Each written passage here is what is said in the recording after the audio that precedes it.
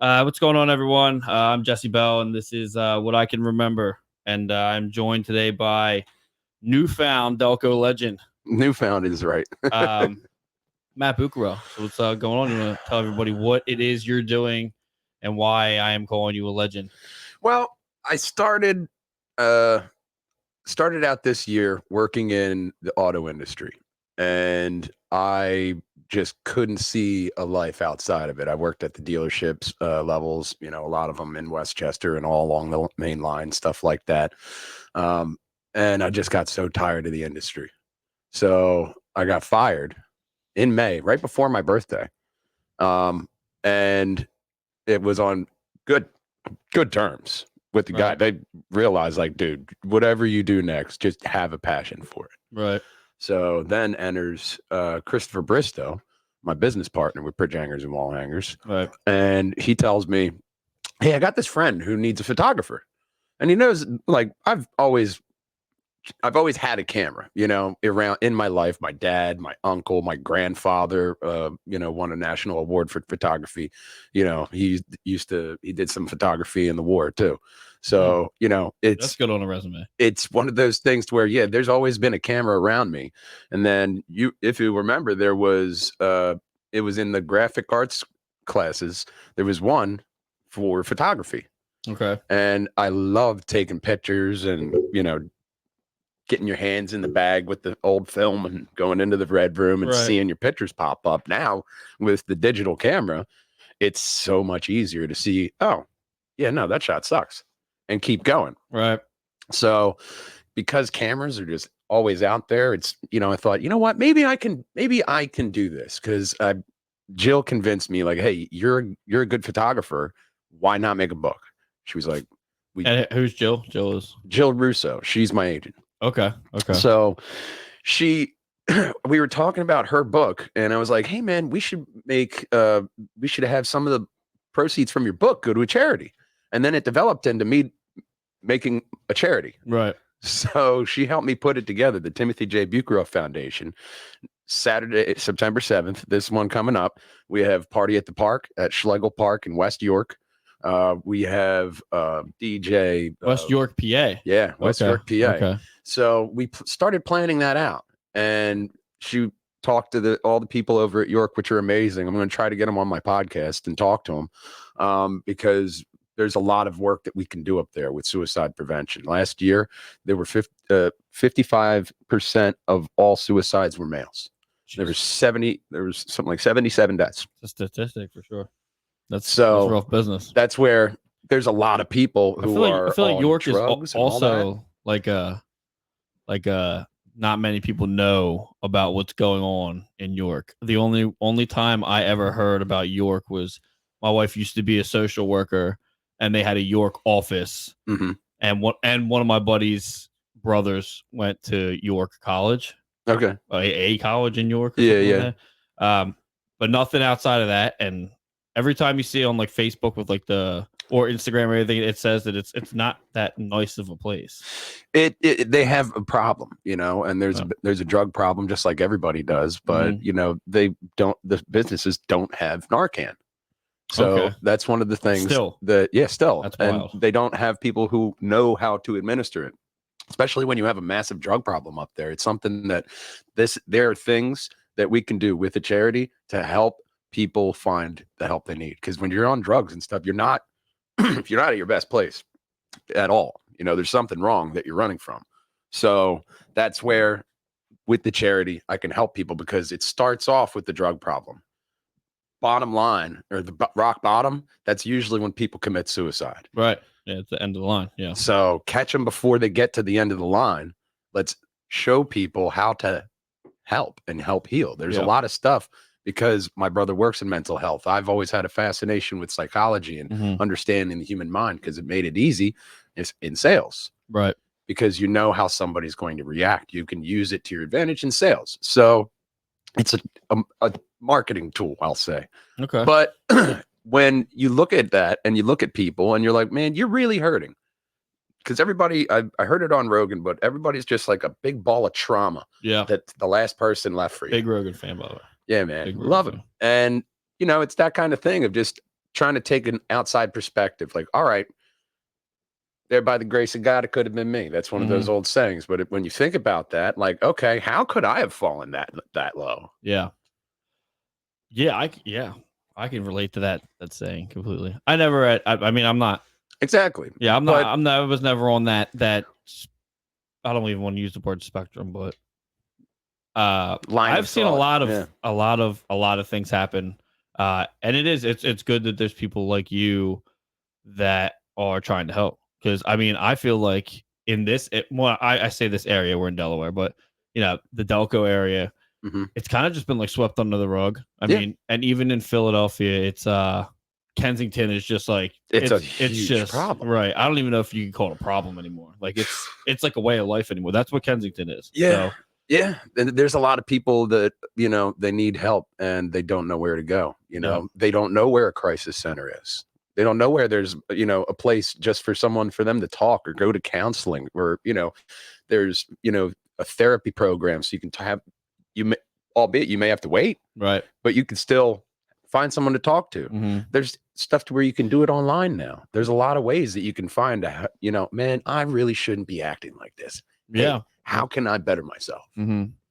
Yeah, you know, I grew up in Delco and then went out to Oxford when me and my wife got married. We were in Delaware County and we were deciding on where we were going to go. Mm-hmm. And we had already had my oldest, the one that you met. There's another monster rolling around up there too. She took a peek too. Oh, did you? Yeah, that's Mini Me. That's me in girl form.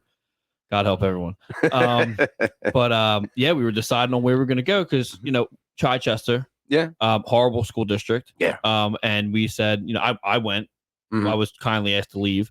But they just don't know what to do because they have that middle school that has all the towns in Chi come into one from 5th to 8th grade. Mm-hmm. And nowadays you can't have kids that are in 5th grade with 8th graders. Yeah. Yeah. So like, you know, that's odd. The whole school district doesn't really know what they're doing. Yeah. So we wanted to get out. I wanted to go back to Oxford. My childhood, I feel like, started in Oxford. Like I was out there, and honestly, though, all there was to do was I played in bands, I skateboarded, and I smoked weed.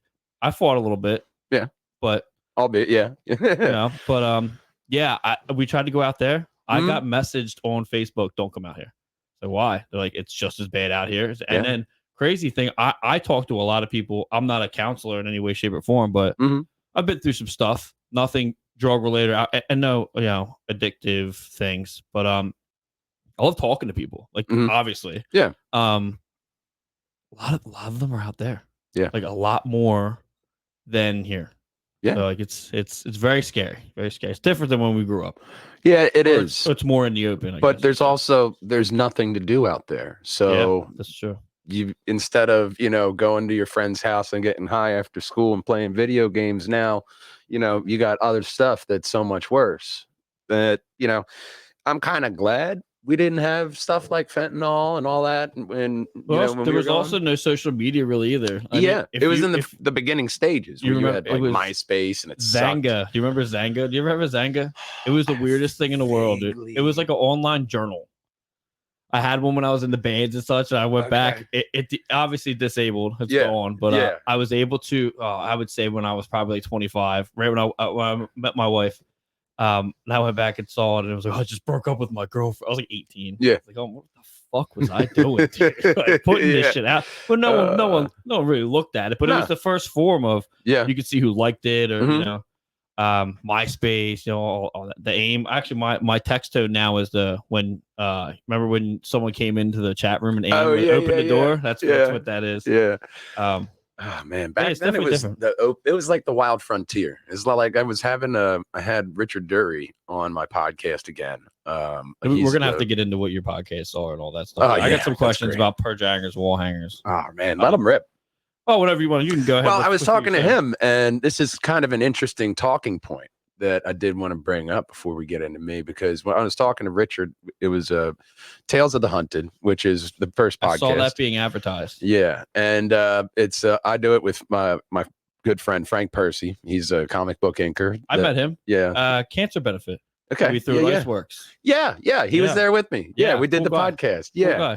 So I got to write for Frank, the side story for his comic, Caribe the Hunted. Oh, okay. Yeah, that's the first comic book that I've written. Oh. And I'm working on my own, but that's, I got so many spinning plates right now. You got to focus you on gotta, what you can, right? You got to go, though. You got to keep it going for sure. Yeah. So I had this podcast with Frank where we talked to different indie comic and content creators. We have musicians on, directors, actors. I talk to everybody and show them, even artists. And, I just had my friend Evelyn Wesley on of Human Made Products. Very, very talented artist. And she was doing a project for Doctors Without Borders. Okay. And it was a nice little art piece. Decided looking at her website, I was like, I have to have you on. You're an amazing artist, and this is why I have Tales of the Hunted, to highlight these amazing people like Johnny Necro, all the amazing people that I've met, like Aleem Leggett, Diary of Sweet Pea creator. Okay. Local Chester guy, made his own comic, and he's got amazing artists on there as well as him. And he's one of the many people like Michael Florio I do Silly Little Podcast with. We talk about everything. You got a bunch of podcasts. Oh yeah, I didn't know that. Oh yeah, I thought it was just the Triforce. We started with Triforce, and that was like in November. It'll be 6 years. 6 years ago, it was Matt Man, Old Man's Car Ride, and that was podcast number 9. That's when I jumped on. Okay. Podcast number 8 was the podcast he did like a month or so prior at his daughter's career day. And he's like, look, I'm in IT and that's really boring, but this is what I do. And we can do a podcast. And he podcasted with the 8th graders. It was amazing. It was so fun. I was listening to it and I heard these 8th graders talking about anime about as passionately as I did. And I'm like, all right, this little girl has some opinions. She's wrong about that one. But, I was like, it kind of kicked it into gear for me because I had a podcast company with my old partner, John Stubbs, and we kind of fell out. That sounds familiar. And I didn't want to do anything anymore. So my brother and I bought the house. You get burnt out. Yeah, my brother bought a house in Delco and took a year fixing it up, making sure that it was, we were allowed to live there. And that was going on 6 years ago in November. Wow. So it's been a ride. You've been back in Delco for 6 years. Yeah, man. I honestly thought you were still out in Southern Chester County. Nah, man. Yeah, I've been here for going on 6 years now. It's so wild because you've been there as long as we've lived in Delaware. Yeah, it's been a wild ride because that's when all this started. Because I started with Chris, and one of the things that when we were forming how we were going to do this as a company, one of our main core values is to build each other up. Mm-hmm. Just like that old saying of a rising tides, lifts all ships. Right. It's that kind of mentality that's kept pushing us forward. It's what got us to do. I got the chance to do the intro video and the category videos for the Heroic Awards. It was the first year at C2E2, the second biggest Comic-Con in the country. Yeah. And because I edited those videos for him, showcasing the finalists and what the interior and cover pages look like for all of them.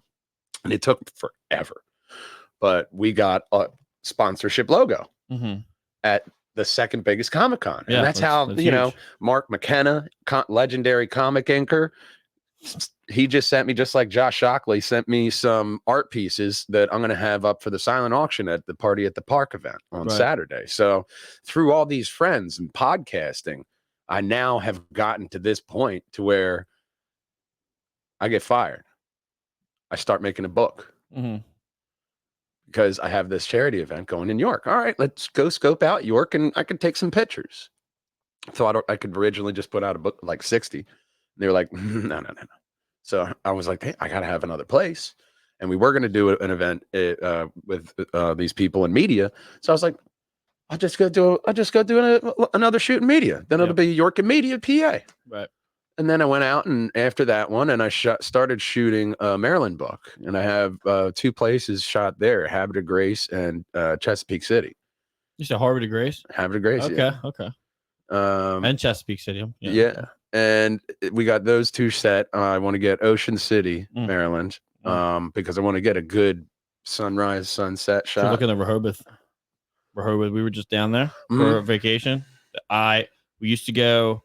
I was an Ocean City, Maryland person when I was younger. Met my wife. They started taking me to Wildwood and Ocean City, New Jersey. Yeah. Well, now it's absolutely horrible to do that with children. Obviously, Yeah. We looked into Rehoboth, and dude, the sunrise down there is unlike anything I've ever seen before.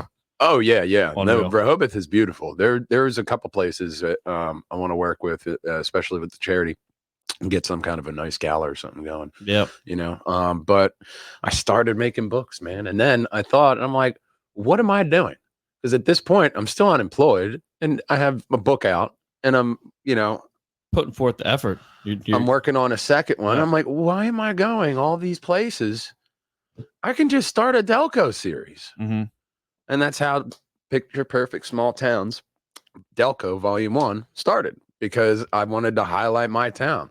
First two towns, Media, well, Parkside, and then Media, Right. and then Swarthmore at the Scott Arboretum. Okay. There's Crum Woods Amphitheater. Okay. And there's a trail there I got, as well as Smedley Leaper, the Smedley Leaper Trail that starts right under the Blue Route. And that leads you back to this place called the Italian Water Gardens. Okay. And I saw it on Google, and I was like, it's so crazy. I was like, all right. So it used to be just like a open square. And then they have where this fountain used to be. And it still has the inlet that's cut in like a dome. Yeah. And then the little thing. But the crazy part about it is that everything is starting to get overgrown and overtaken by nature. Mm-hmm. So by the time I took this picture, this was back in like probably July, there was like vines and everything all over the place. And it was a pretty good shot. But, just knowing like, oh my God, you can go back here in the wintertime and see how nature's retaken everything. But there's still this amazing little just hidden gem in Delco. And that's where it started. Just keep highlighting this Ridley Creek State Park. Yeah, that's a good one. That's a real good one. Going through there, I mean, I found out like there's a waterfall, but it's like at the end of like a 13-mile trail, and I was like, no thanks, I'm not doing that. no, Maybe helicopter me in. Yeah, right. Give me a go-kart or something. I'm not walking that way. That's maybe when maybe a little down the road. Yeah. I got so many other places in Delco to hit. What sucks is the fact that so many things are now missing from Delco. Like from when we were younger, like CN Skate Palace is gone. I know. The Grand Run Mall is gone. That whole area is. I don't know if the Swell different. Bubblegum Factory is gone. I think it might be, but Franklin Mint. That's just my mom used to work there. A whole just community of houses now. I don't. So I work right in Marcus Hook, and it's 4 miles from here. I go there and come back, and that's it in PA. So we were going down Route 1 there, and I had not seen it, and it was just all houses. Franklin, my mom, like I said, my mom used to work there when in the 90s, and I was devastated. Absolutely devastated. Like I couldn't believe the Grand Run Mall sucked, and I did actually cry when I found the Sandscape House was gone. That was a huge. That's a big hit to the childhood memories though, because everybody, if you grew up in Delco, it was a huge part of it. Everybody, you could go there, skate, hit the arcade. I got the pictures. The pictures are awesome. If you ever need you can find them. But it's just the nostalgia there. Well, then they started doing shows there. Okay. The guy that I had on, my buddy AJ, was on the last episode. Was able to sneak him in before we had our the shit that we had going on. Yeah. He was the guy running 610 Productions, and he had like bands like August Burns Red. No shit. Before they got huge. A lot of cool bands came through there when the scene was going on. So it was big for everything. But you can't talk to anybody that knows about the Gator. The game Gator. They play the music, the song "Shake It Up." Okay. And then the guy, the disc jockey's on the microphone, and then he will say Gator, and every kid has to drop on his back and kick his feet in the air. Yeah. So like it's stuff like that. I've been looking for a sound clip for it, just because like it'd be cool to like throw in here. But that would be a good sound clip. You have to understand, this one is about just like me. The other one, the living room show, is about growing up in Delco. We do a lot of nostalgic stuff, and so we're on the hunt all the time, and that's why I didn't want to throw you on the episode because it turns into it was turning into a drunken fest. We do stuff like that. But we talked about like past nightmare girlfriends. Talked about the games you played out in recess and such like that. But then we go into real time of it's a segment called Real Deal, and it's all about these wild reels that you find on the internet, and Mhm. it's just it's like back in the day and then nowadays, and throw it into one. It's absolutely fun as shit. So I mean, if you're Yeah. ever interested in that, definitely throw you into that. That's a good one. That sounds Delco, very so. interesting. It's very Delco. Yeah. It's very Delco. I mean, that's one of the best things about podcasting is you could just have a podcast about anything. I'm about to edit probably today a new podcast I'm doing with my friend Aleem called Nope or Dope. And we're going to go through the first episode is on the Acolyte. So we both liked it.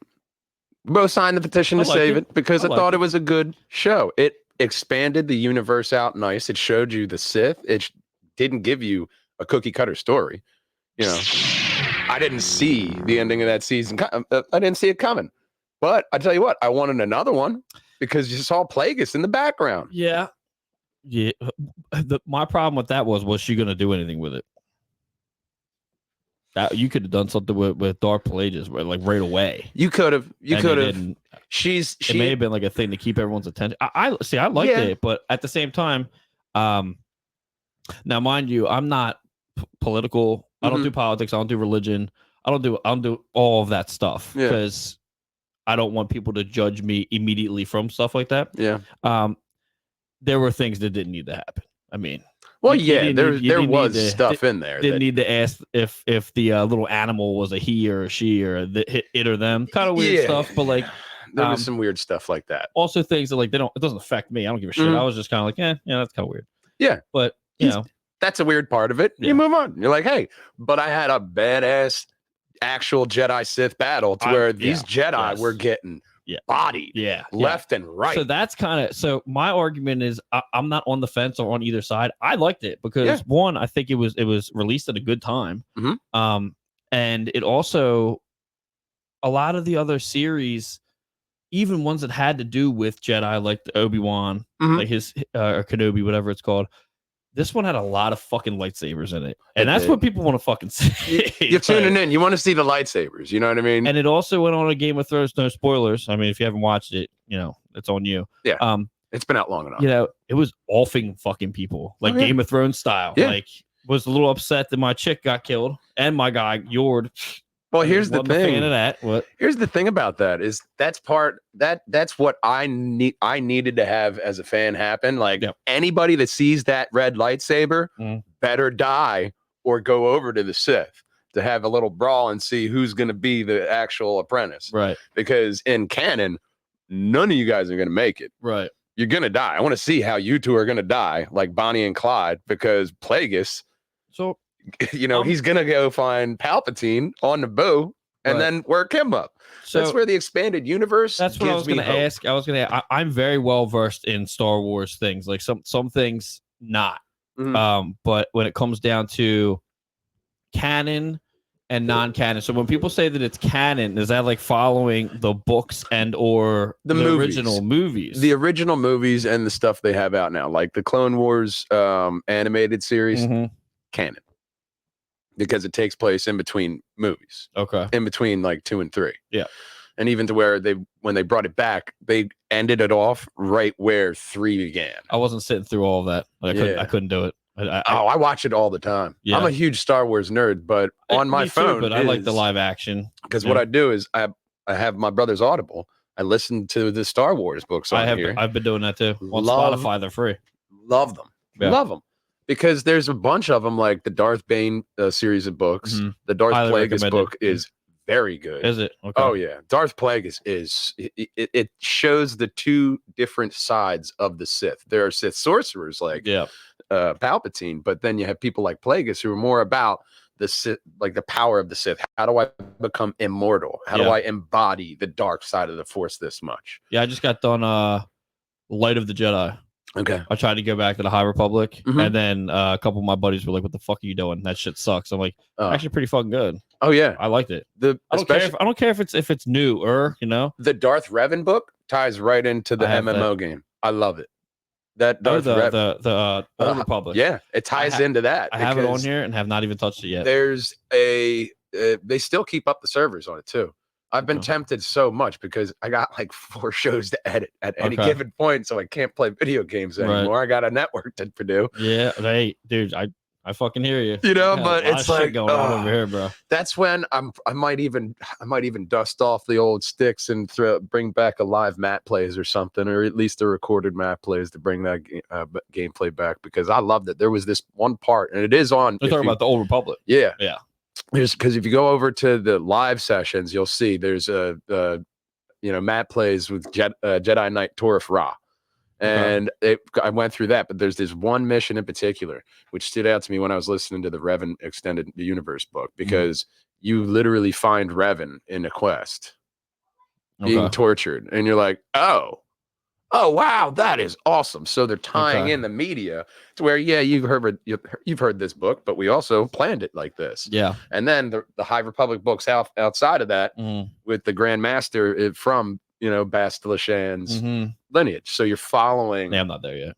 Yeah, you're following this whole lineage of story. Well, that's Knights of the Old Republic. Yeah. Okay. It ties everything in there very expertly well. I'm a big fan of the Star Wars things that are happening now, especially because I'm almost fucking tired of the Marvel stuff that's happening.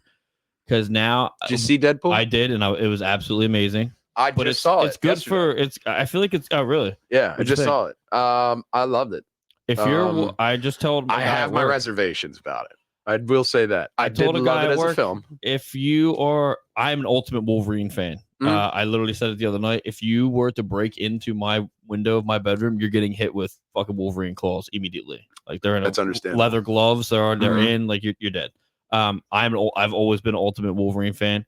If that's the case, that's your movie.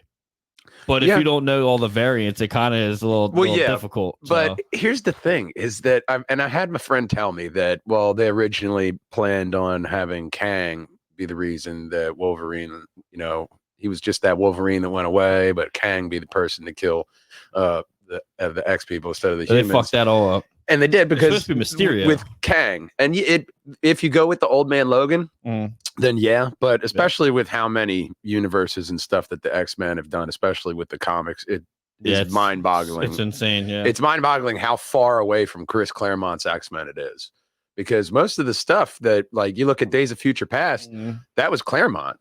Yeah, that was Claremont and that team. Because great movie, but I feel like they should have done a little bit more with that. There's an amazing documentary about Chris Claremont and the X-Men on Amazon Prime. Okay, I'll definitely check that out. Because it shows the whole bullpen and what they did. And, the stories that he made for the X-Men brought that series back. Nobody bought the X-Men before that, really. Right. It was Claremont and them who really brought that into fruition. But some of the storylines they're doing now, it's just, especially with the island of Karakoa, the mutant nation and stuff, I was just like, oh Jesus.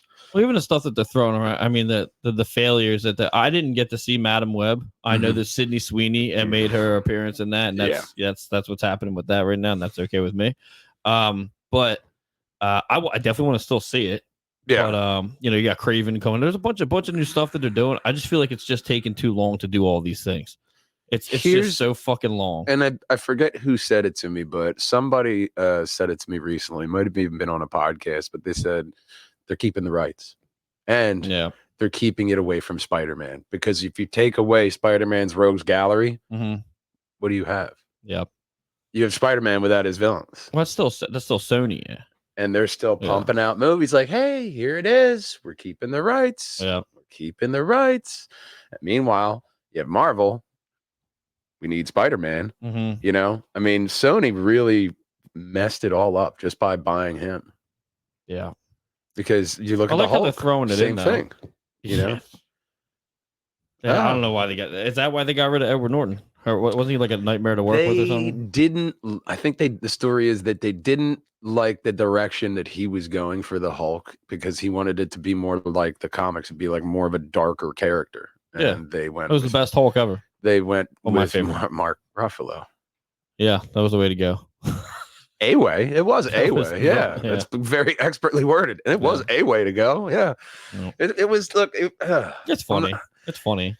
When it's funny that it's Mark Ruffalo. I did like Smart Hulk. I did like that Hulk reference, the Hulk they had in Wolverine and Deadpool. I thought it was really well done. With you just saw the reflection, like the comic cover, but like that's the worst Wolverine. Like you're not going to talk to the old man Logan character. Okay, he shot you, like all of them did, but the old man Logan in the comics was a broken man. He did not want to do anything with anybody because he killed the X-Men. Right. Like he did it. He knows Mysterio tricked him. I think that's didn't make it any better. I thought that's what they were going with, and I was so fucking excited when you saw the graves and shit. I was like, dude, they're fucking doing it right. And I was like, this is a great way to go. And then I was in the movies, like I went by myself. And then I got drunk. Never going by myself.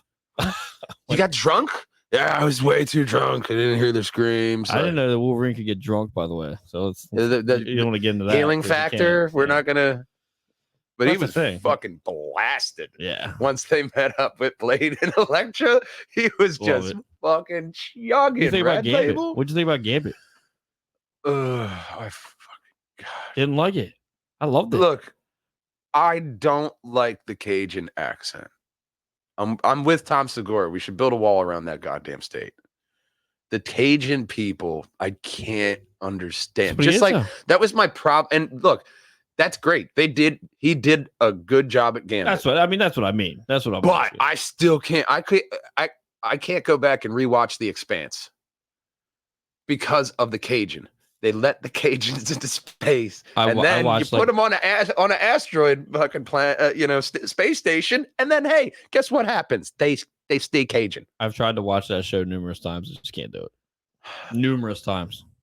Yeah, I mean the book, because it was based off a book. Oh, was it? Yeah, the book was better, but that's usually the case. Always the case. It's kind of rare, but it's like House of Dragon. I didn't like that. It's taking way too fucking long. Like, how do you make war boring? How you have dragons? How do you make one book go 4 fucking seasons? It's over. I audiobooked it, so I know it's happening. I mean, it is like what's going on? Well, yeah, but I mean, and they didn't even really start at the beginning. They just picked the Dance of Dragons. This is our time. We're gonna tell you this war when we want to see Valeria. Show me Valeria. Yeah, they're not even gonna do the Doom. No, already done. Why would you want to see that? We already told you what happened. No, I want to see that shit. Let me see. They clearly fled for a reason. Show me exciting stuff. I was upset at the fact of how they found the one son, Jace, not Jace. In the book, they found like the neck of the dragon and his body, and they didn't do it. It was like a wing. Yeah. Why wouldn't you just do the neck? Yeah. I was excited to see that part, and they just and the Doom. I want to see. Everyone wants to see the Doom. Hedge Knight's gonna be good though. The Knight of the Seven Kingdoms. Yeah. Big fan of Duncan Egg. Yeah, I mean I loved the what is it? The Song of Fire and Blood and Fire. Fire and Blood. Blood and Fire. Something like that. There's fire. Yeah. But yeah, it's essentially like watching listening to a History Channel documentary on the chronicles of Valeria and all of Westeros up to that point. At a certain point, he conquered everything. Let's unify everybody under me. Yeah. Now, isn't that much better? You're like, yeah, it is much better. Can you keep your dragons over there and away from my sheep? No promises. Yeah. Well, let me get to what ad read we got here. Hey everyone, Jesse here from What I Can Remember, here to talk to you about Decals by Aaron, Delco merchandise and more. Now everybody knows me as Jesse from Delco, so it wasn't a hard decision to make to partner up with the best Delco merch guy in the business. If you're not familiar with what Delco is, it's an area in the suburbs of Philadelphia that's more of a lifestyle and a way of life than anything. Make sure you visit www.decalsbyaaron.com or his shop on Facebook at Decals by Aaron and get all the hottest and fair price Delco merchandise out there. And make sure you're going to all the Old City Sports Network socials, Twitter, Facebook, and our website at www.oldcitysports.com, old spelled OLDE, and our Instagram, and follow us for all our content. Also, subscribe to our YouTube page today. During the negotiation with him, I was like, he's like, oh, what do you want in return? I was like, that. He's like, you don't want anything else? I said, no, I want that fucking old school wah wah. Yeah, that's pretty dope though. That is pretty dope. There's a couple guys that do it. He's I Yeah. have a couple from the other guys, and it's not as good as him, but yeah, getting on to I've always wanted to ask you. I think I've asked Chris a couple of what the fuck is a purge hanger and a wall hanger? So the word didn't exist before Chris just pulled it out of nothingness. Okay, so it's not okay. But we did come to a because mainly when you search purge hanger, it's just us. Really? We're the only thing that pops up on Google when you type in purge hanger. It does pop up. Yeah. And that is your network though, right? Is it technically? Yeah, it's outlet. We have the company. The company has the network. It also we do a lot of live events for professional indie wrestlers, like Atlantic All Star Wrestling. We're going to be working with them when they come back next year. We just work with Super Crazy, O-Dog, out in York. We work with Valor Wrestling. So we work with a lot of the ACPW when that comes back for next year. Yeah. Okay. Working with them, those guys again, awesome. We have like over 5 wrestling leagues that we work with and do the videography and editing for. Gotcha. On top of doing videography, like for businesses that want a commercial to put on social media, I'll go there with my cameras, film, cut it for you, and then you have a video. I've had several people ask me like, so where are you going to put this? I'm going to put it on the cloud and you grab it and it's yours. Right. I'm making this for you. You do what you want with it. Cash deal. Yeah. Video at the same time. But that's part of the fun. Finding something that you're passionate about that you can do and make it your living. Because now through all the experience with videography, photography, now I could confidently go and apply for a job as a photographer at Life Touch. So I have first week there, professional photographer, going out to do shoots, school photography sessions is the proper way to say it. They don't want, you can't say you're a school shooter. Because that's not really the proper way to say that. Yeah, it's saying bomb on a plane. Yeah, it's a bit off, but it's exciting because I never thought. I put this on Facebook. I never thought that I would be able to get out of the automotive industry because I have 2 degrees in it. I have a lot of knowledge about it, and that's not what you want to do. No. Because it's good for you to do on your own. It's not. It didn't come easy. You know what I mean? It's a decision that I made because I got really tired of just everything else. You get into a rut, and then the rut just gets deeper, and the passion just comes out of life because you're not doing what you want. You're not doing what you're intended to. You're doing what maybe somebody else wants you to do, but that's the journey. Nobody else is living this besides you. Yeah. There's a lot of cars going down the road at the same time. Some are in the Ferrari in the fast lane. Some are in, off to the side of the road with the, pothole that got them with the tire. Right. That's life. But ultimately, you're the driver. So photography. So it's gone from automotive to photography. Yeah. It's crazy that you are a photographer now because I literally needed one for the Flyers this season, and the application process is closed now. But that's good on a resume. Yeah, and it's that kind of stuff that having this on my resume is nice. Nice way to expand my portfolio. To show that I have experience with this, and going with a company like that does several different things. So there's a lot of different angles of photography that I can study. There's a lot of different ways of doing shoots, a lot of different stuff that you can learn from here and there. So that's one of the exciting things because I believe that you should never stop learning. Yeah. No. Yeah.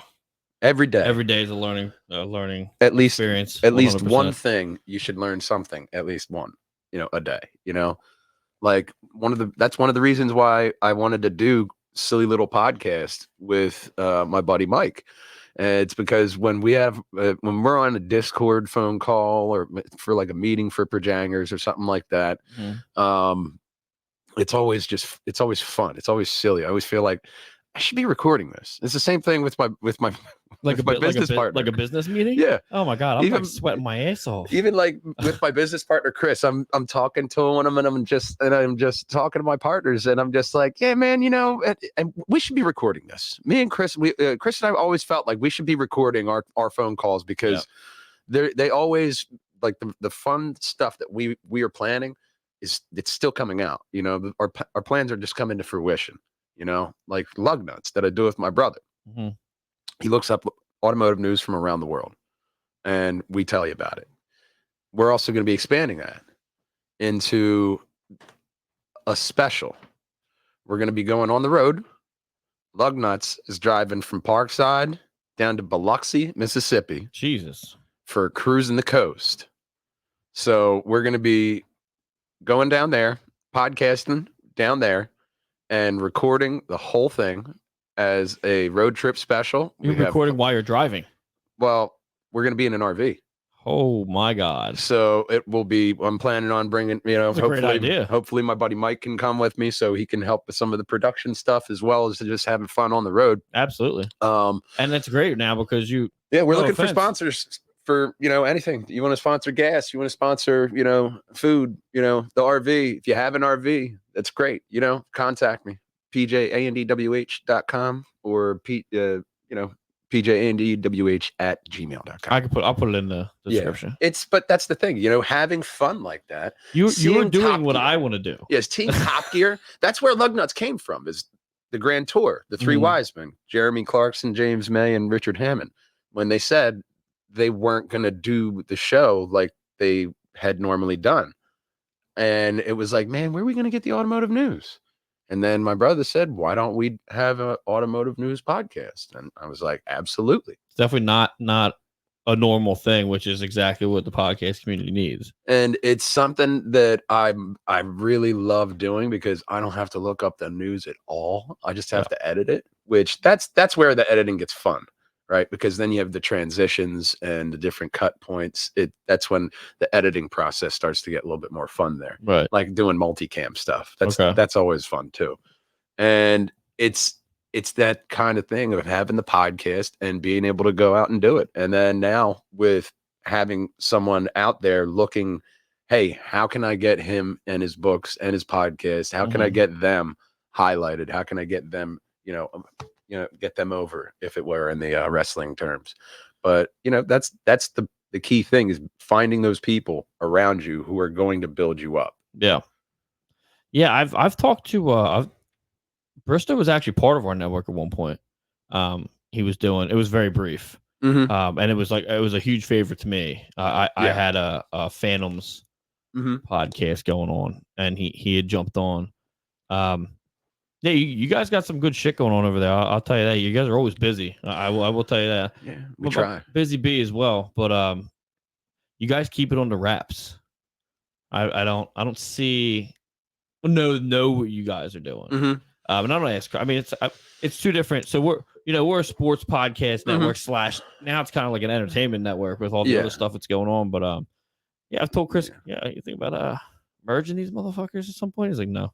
I was like, okay, my bad. I figured, because I go to him. He's a mentor of sorts of mine when it comes to like the digital stuff. So he's very, because that's his job in being in IT, but it's also because that's what the stuff he loves. He loves technology and finding out the new stuff. He likes finding out easier ways to make the dream happen. Just like what we do with the wrestling stuff. We're using a lot of the DJI gimbal recording devices. Great 4K, great for an event. They also have these other one, which I believe it's called the Osmo. And it just has a wider screen that flips over, so it's not this tiny little screen. Right. Now it's a bigger screen, and hey, connect to your phone. So now you have your phone. All right, but that kind of thing that makes it easy. This type of stuff would be great for press box work. They just gave us the ability to actually go live from the press box, and the Wells Fargo Center No shit. has like obviously the best fucking Wi-Fi on the planet. Oh yeah. So I asked, and they're like, yeah. I was like, yeah. I haven't gone in the press box 2 years. I fucking refuse to leave my house. But I have people that go. So I mean, even doing a show from there, like being here and then having someone there, hey, reporting from, you know what I'm saying? So that's always fun, getting opportunities to do stuff like that. Flyers are real cool about shit, dude. If you guys ever need, and I've told Chris this before, if you guys ever need like you're doing a benefit thing, like literally an email away, they'll put in for it. They're so fucking good about shit like that. I will definitely reach. I'll have my agent reach out to them. Yeah, absolutely. Well, you have your agent reach out to me. You're not gonna be able to get them. Oh well, that's fucking like goddamn impossible. They're gonna be like, "Who the hell is this?" Oh, she'll be reaching out to you. I'm sure their spam folder. Oh my god, like fucking unreal. huge. Yeah. I'm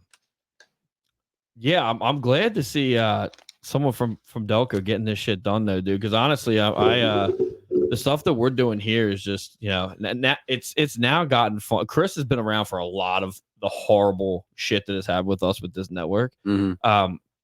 Not gonna drop names, but I know you know a couple of them. But it's now at a point where everything's cool. Everyone's relaxed. So doing what you said, you're doing what you love right now, and that's I didn't know. I forgot that when I was younger, I would say around 8 or 9, I started recording like Y100, just like making my own mixtapes.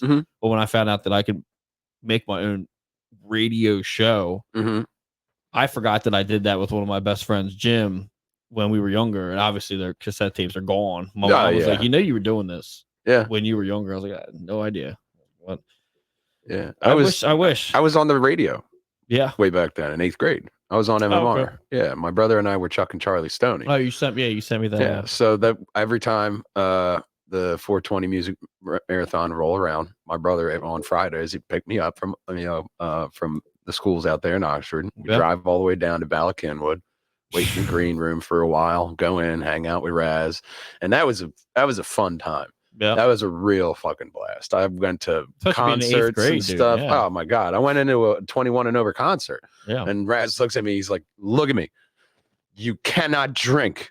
I will lose my job. And I was like, I won't drink. No, so you're saying the options on the table.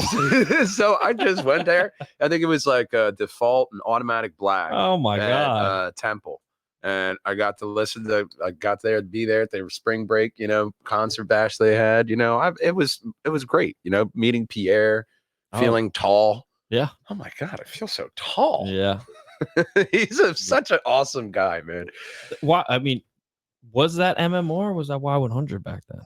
No, it was when Raz was at MMR. This is back in 2001. Because I remember 2003.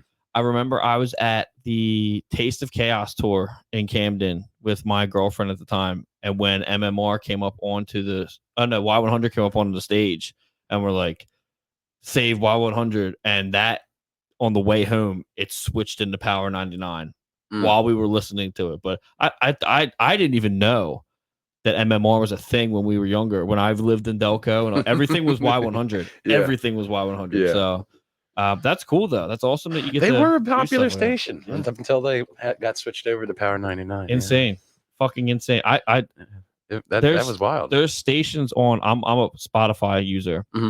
You can type in Y100 radio on Spotify. People have uploaded. I mean, it's It was more of a way of life. I love Y100. Well, that's where this all came from. Radio. Broadcasting on the local level, and now it's all podcasts. Yeah. And that's where, I noticed, because Preston and Steve, they were the first to really, in my world, to go, oh, you can also get a podcast. Oh, I got an iPod. All right. Plug it in, download, a week's worth of shows. And now I know what all their segments are, because, I only got to listen from here to here. Right.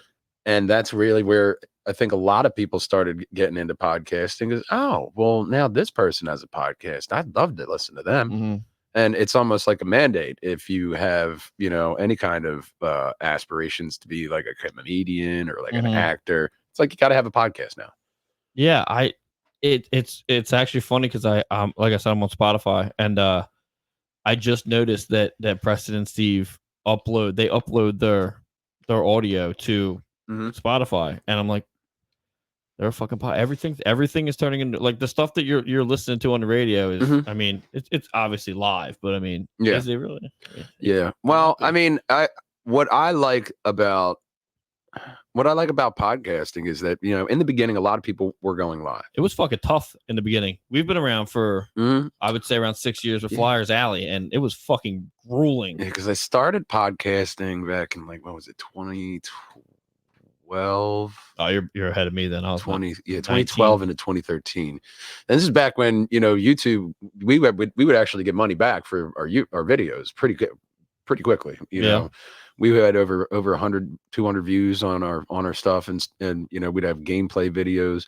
I'd do gameplay videos for map plays, and then I'd have the creator reach out and say, "Hey, I really liked how you did this video. It was really awesome." I'd like three or four companies. One company, oh God, I forget the game. It was like a platformer, but it was kind of cool because it was like 3D. But they sent it to me for free. They gave me a Steam key. Free game. I love this, and I did. I loved it. Put out a video, but like creating video content, podcasting, I've been doing that since like 2012, 2013. That's where the falling out with my friend, like that whole company and everything I did with him. Yeah. We did gain like some views, some fans. He switched over to streaming. Okay. And didn't really want to do the podcast and that stuff, YouTube stuff anymore, because he was getting more attention. Logic dictates. You want to go in the right direction. I'm going that way. Right direction. And yeah, okay, I get it. You're doing that, but nothing says we can't do both. Yeah, right. And that's what me and Chris did. We did both. We did the game stuff. He still does it with his son. You'll see Connor Plays pop up there. And you'll see the different podcasts and all the different networks. And now all my friends have shows. Yeah.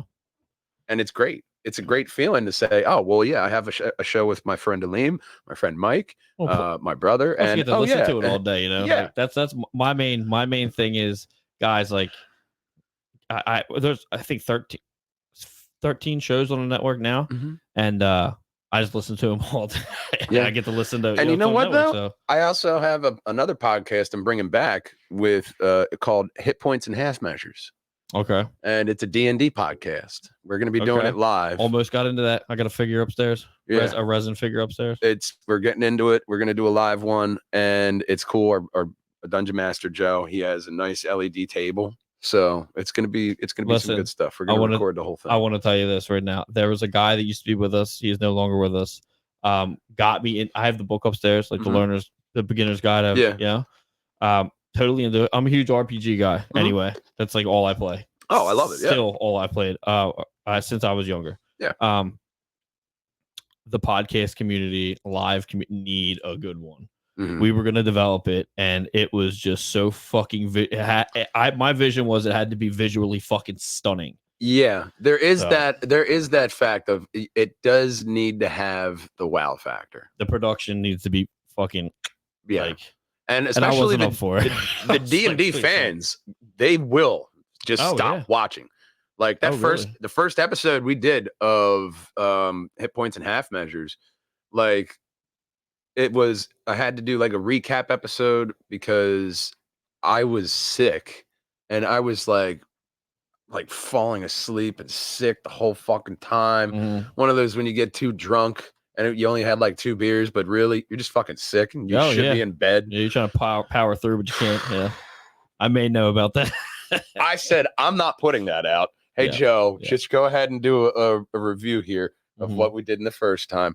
And then it was just, chaos ensued after that. I had a hard drive fail where I lost like 2 podcasts I did for Tales of the Hunted. It was, it just hit me right in the balls, man. And it was like, God. But that's podcasting, you know what I mean? It is. That's what happens when you don't have a backup, or that's why you put it out. You edit, put it out. So that way it doesn't have the chance of getting lost. It's already out there. It's done. Yep. Even if you have it scheduled, that's something that I'm going to start working on doing so I can powerhouse through the editing, schedule it out. Chris has, if you ask him, what's the thing that you tell Jesse to do all the time? It's, I got to get OBS. You got to do this. Got to. Yeah. StreamYard is updating so fucking well anymore that you can edit so many. There's no way I'm ever going to do it. Plus, it's browser based. But you can schedule your reels to go out now. You can schedule. You can pre-record. Have a pre-recording scheduled to go out as a live. It's just now you can go live on Instagram from here, which is fucking cool. That is cool. Yeah, it's not perfected yet. I can promise you that. You hear if I do it on other socials and then I have that one on, you'll hear yourself echo. Yeah, you have to have the screen up on here, and I don't do it. I just upload our shit to it. But yeah, it's definitely a cool community. I will tell you, no offense, the nerd podcast community is so much more welcoming and so much nicer than the sports podcasting community. Well, it's fucking brutal, ungodly fucking brutal. Yeah, because toxic. Every nerd has that friend who's into sports, and the friend is always desperately trying to get them into sports. Usually, But it's when you look at even the nerd community, the indie community, that's one of the things that I loved about the comic indie book, comic indie community was that how open and supportive and loving they are. Right. Like all my former guests are my friends. When I post an accomplishment or when I have something online, they react to it. They gaining a lot of friends. Like my buddy Aleem said to me one time, he goes, "I never thought I'd gain so many friends this late in my life." Yeah. And it's one of those things that keeps ringing true in my head because it's wild to think of how this nerdy kid from Delco is just trying to do good. Now he has 2 books out. He's working on his 3rd and 4th. He's got over 4 or 5 podcasts, works with doing live events for 4 or 5 different wrestling leagues, and a day job like Peter Parker. That wasn't the button I wanted to hit. That's okay. But it worked out. Just howling at the moon. Yeah, it's still. You got to howl at the moon sometimes. There are a lot of things that I love that it's Delco too. I love that because it's just it needs more attention. I did get into a little bit of an online scuff with the Delco the movie guy. Okay. No, I don't know him, Chris. Pierre Domenico, yeah. Yeah. That's the crazy part was when I did a podcast with him for Tales of the Hunted, we found out because I was like, I know this name. Where do I know this name? His last name. I knew his name and I couldn't think of it. And then on the podcast, we thought of it. We were in the same Cub Scout group. Ah, okay. And so both Delco boys, the crazy part, he's a teacher at Oxford now. Is he fucking really? Boop, boop, boop. I'm back in Delco. He's out there at Cheska. So that was like, oh my God. And we started and you're making Delco the movie. I love Chris. He's a really great dude. I grew up in Chai. Okay. Came back to Chai after being away for 11 years. Yeah. So not everybody can be like Parkside. Well, I was actually impressed. I went to Chai yesterday. Yeah. Because for the new job. High school? Not yesterday. It was like 2 days ago. Thursday. Because I had to get fingerprints done for the new job. And I looked at it. They got a nice Wawa there across from the produce junction. It's a fucking nightmare. It's a fucking nightmare. Oh my God. Produce junction's a nightmare as it is. Well, yeah, it's always been there. I didn't go by my old karate studio, Top Gun there. But, Jesus Christ. That still Top looks. Gun. You went to Top Gun? Oh yeah. Second degree black belt. You went to Mike Gill. Oh, maybe. I don't know. He went there. He went there. Way too many knocks in the head ago. Yeah. Yeah. They where was I going? Oh, I grew up in I left with a certain mindset, took it to Oxford, it kind of went away, came back, fell into the same mindset. So my vision of Delco is not a comedy. Like, it's not a comedy. It's more like, you ever seen The Warriors, the movie? That's what it was like, dude. That's what it was like growing up. I get it. I mean, I lived right next to the middle school. Yeah. The Chichester Middle School. I lived directly, like, there was a fence between the football field and my house, and it took me about 45 minutes to get him because I was fighting every single day.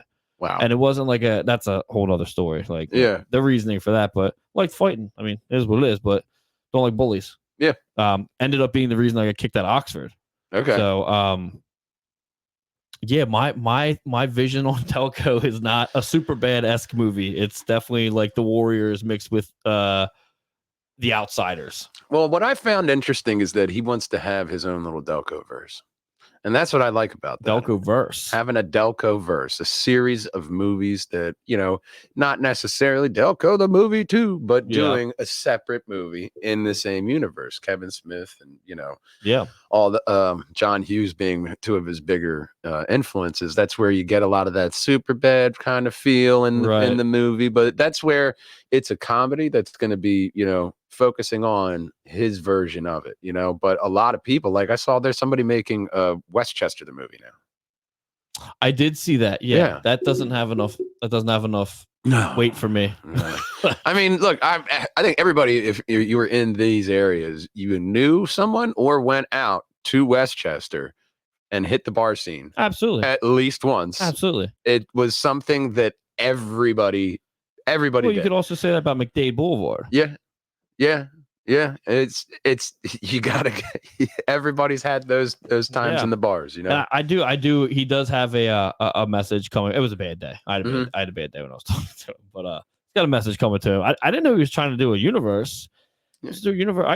I literally have a guy digging up our old information from when we were younger, and we're literally writing that. We're writing that movie. I mean, especially when you look at a movie, it's something that's very. It's possible, especially with the amount of things that you can get done online from networking, knowing somebody, writing the script is 90% of it because everything else can be done. Right. Especially with the way technology is, you can get a 4K shot that looks great and then just edit it to, the film aspect ratio to have that feel, cutting out some stuff. And, you can do different things in post. You can do different things when you're actually recording because of different, the passions of people in the indie market. Right. There's a definite way you can go about making your project happen. It's just like when it's one of the infamous ones. I always quote Frank Percy. It was when he asked me, hey, you tell me you're a writer? I was like, yeah, absolutely. And I got to write the story, the backstory for one of his comic book. And I'm like, yeah, I'm thinking about this. I'm thinking about this. I'm thinking about this. He goes, Matt, write it. Right. Just write it. Just get it done. Don't talk about it. Be about it. Yeah. And it's because you will change an infinitesimal amount of things when it's just knocking around in your noggin. Right. Being able to, oh yeah, I know what I wrote, and now seeing some artwork that came out of the culmination of Frank and I talking for all those meetings to get the right feel for it, and now seeing some artwork of it a planet exploding from a supernova. It's that kind of thing that it makes it real for you. Like when my buddy Joe Palladino and I, it was years ago, we did a online web series called Tales of the Morgue, Unfortunate Deaths and Unfortunate Ways. It was indie and it was animated. So that means they are like 2-minute episodes each because it is expensive. Yeah. And my buddy Joe did the editing. I got to write and direct episode 2, Until Death. And the cool part was that we had Stefan Johnson as the voiceover actor, and he's done some stuff with Wendy Williams, and he has other work that is really popping off now. So I got to hear, an accomplished voiceover actor say the words that just I created and crafted. And now, because it's so long ago, I'm like, I wrote that? Damn, that's fucking good. Yeah. Look at me. I did something. Yeah, right. Man. Yeah, I totally did that. I don't remember, you get the thought out. All right, it's good. Cool. Get it out of there. Yep. And then you work on the next one. And, it's it's one of those things you look back and I'm like, oh, yeah, well, I did do this. And I did do this. So I've always been this creative person doing wild shit. It's just now with podcasting and, just overall having a good support team behind me. Now people are starting to look and see and say, oh, wow, this guy's actually doing a lot of really good stuff. Right. This artwork is good. Maybe I want to buy his book on Amazon, Books A Million, as well as Barnes and Noble. Now have my book. Delco, Volume 1. You're going to have to give me the links and I'll put them in the description for sure. Yeah, that was one of the things that my agent Jill sent me before I left was to make sure you tell them that they can get your books here, here, and here. Yeah. And you can hear Tales of the Hunted on iHeartRadio, apparently. Well, One I did with Ryan Howitt, who is a comic book artist, and he did this book. I get my guess mixed up so much. yeah. I know a lot of comic book artists and stuff, but they need to. And if anybody had put out a comic book in 2024, Mm-hmm. go over and search up Heroic Awards on Facebook. Submit the Google Doc. Let the people see your amazing indie comic book and possibly win an award. That's something that will boost everybody. People Yep. who won the awards last year got to sit down with Antarctic Press, which is in relation with Diamond Publishing. Okay. So, and a possibility of talking to Diamond. So there's that. Oh my gosh, really? And they are working on a book. One of the things I was talking to Richard about yesterday, but there's a lot of benefit to that stuff like that, especially with the comic book guys. And I know a lot of them out there. And there are definitely comic book artists out there that love sports and listen to you. So Mm-hmm. that's one of the things, that all fandoms are not so separate, Right. Because It's all the same universe. I mean, it's all open now. yeah. All of our fandoms, whether you're a sports nerd, a car nerd, if you're a video game nerd, a comic nerd, a film nerd, it doesn't matter, because through podcasting, we actually came up with a definition of projanger. Okay. And it makes sense with the whole name. So projanger is a person or group who love or are infatuated with nerd and geek culture. Mm-hmm. So the beauty about that is you can be a nerd or a geek about anything. Right. So at the end of the day, what is a projanger is 42, whatever you want it to be, Right. which is always a nice Hitchhiker's Guide to the Galaxy number. Yeah. So, but that's what it is. It's a person who is passionate about this thing. You're passionate about sports. You're a sports projanger. My buddy Injetta Anthony is a film projanger. Both his movies on Amazon, Supreme Beings and Creatures of Necessity. Creatures of Necessity is an amazing kidnap movie that will not turn out the way you think. Supreme Beings is a look at, mythical gods and Greek gods in a different light. Okay. So there's that thing of indie movie, somebody else's idea, and going with it and creating something that wasn't there before. That's one of the best things about podcasting and film and comics and music. You're creating something that did not exist before. Right. Now you're making it into existence. Yeah, I can appreciate that. That definitely gets the definition across finally. I've been wondering that for the past, I don't know how long. Yeah. And then wall hangers, they're everybody else. Yeah. The people who are passionate and the people who, well, what are you doing over there? Right. Well, I know you're watching that, wall hanger. Just stay over there. Keep watching. Yeah, right. We're going to keep on projanging. I can dig it. Yeah, that's one of the taglines. Hashtag projangers projanging. Perjanging. All right, let me get to an ad read from one of our sponsors. If you're a flannel wearing, burly bearded guy like me, you're looking for the best place to find products that are right for your face, raccoon. Look no further. Warlord Beard Oil is the best in the biz. The owner, Bud, is a United States military veteran, and we support our armed forces here at Old City Sports Network. Go to www.warlordbeardoil.com and use our promo code OLDSPORTS in all caps for 15% off your soaps, beard oils, beard scrubs, car air fresheners, and even cologne for your furry friends. Benson and Havoc Bell rock the cedar scented cologne, and I'll tell you, it makes the world of difference. Make sure you spend more than $65 to get yourself some free shipping, which isn't hard once you find out that the Southern Tobacco line is the best smelling thing on the planet. This is Jesse Bell, owner and credentialed media of the Philadelphia Flyers and Old City Sports Network. And Warlord Beard Oil is the only product that we use at Old City Sports.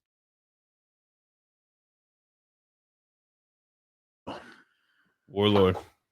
Yeah, because Frank gave me some, and I can't find it. He gave me a little thing of that for Christmas one year, and Warlord? not Warlord. Oh, It was okay. something else, but he got me beard oil, and it Probably Norse. really did make my beard nice and soft, man. They Instead of like horsehair, it's like real coarse and shit, you know. Mine curls. So Yeah. It all curls yeah. back in here. So Yeah. that's where they make stuff from for the dogs. front. My dogs have their own product from them.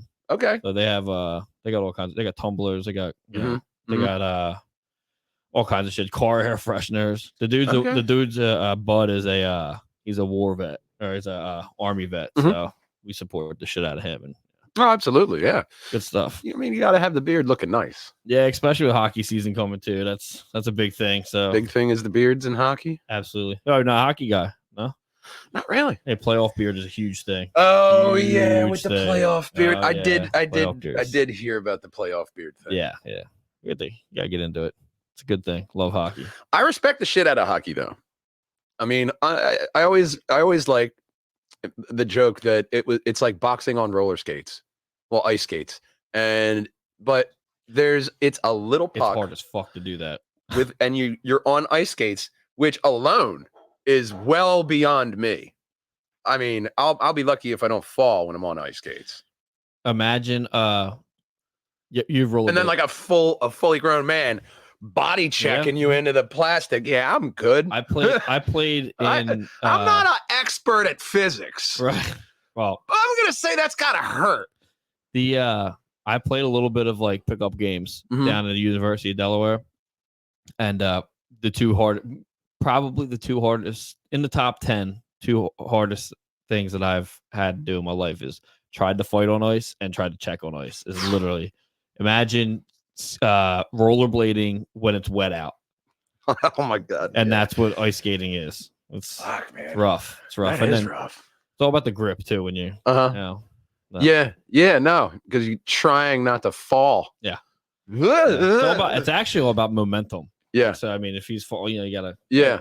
But it's great. We're a huge hockey house. If you can't tell. Yeah. big hockey house. I got that sense. I got that sense a little bit. A little bit. I actually have a light being made right now from a guy in media that he's making me a red light. I have one, but I lost the remote. Okay. It turns on when the Flyers will score. Okay. So we're getting that. I don't know how much he's going to charge me, but I'm definitely going to pay for it. Oh, yeah, why not? Any interest in? Well, you're from Oxford, so you know it's fucking paranormal as fuck out there. Well, I mean, not going through anything like that. You're looking through it, like, are you looking at it from like a ghost aspect? Well, I mean, we have a pod on the network that I host too. It's called Paranorama, and it's extraterrestrial conspiracy theories and like paranormal. The conspiracy theories are nice to entertain, right? Because some of my favorite, I have some of my favorites too. One of my favorite, first off, Bob Lazar. Oh my God, huge fan of Bob. Bob Lazar. Huge fan of Bob Lazar. And I'm a big extraterrestrial guy. Dr. Stephen Greer. Have you heard? Have you listened to his book Unacknowledged? I watched the documentary. The book is even crazier. Oh my God. Out of all he talks about the train that's under. It's like a high-speed train that's under like the White House to get the president out of there. Okay. And it's just like it keeps getting crazy. Out of all of the people there's I have a lot of people that I don't want to say look up to, but I follow a lot of their stuff. Billy Carson. Okay. Bob Lazar's cool. I'm a big fan of him. Big fan of the Weaponized podcast. I don't know if you listen to that. I haven't heard of that one. Jeremy Corbell. Okay. George Knapp. Dana White, Joe Rogan. Those guys in that sense. Yeah.